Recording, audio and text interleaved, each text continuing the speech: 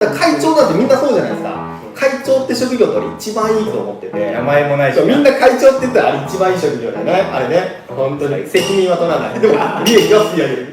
見てる人いるかも。言われるぞ。でも大体そういう人はシンガポールとか、ドバイとかに住んで、大体そうやって利益だけ吸い上げてゴルフやってね。ゴルフやってヨットゴルフやって。でもそうだと思いますか？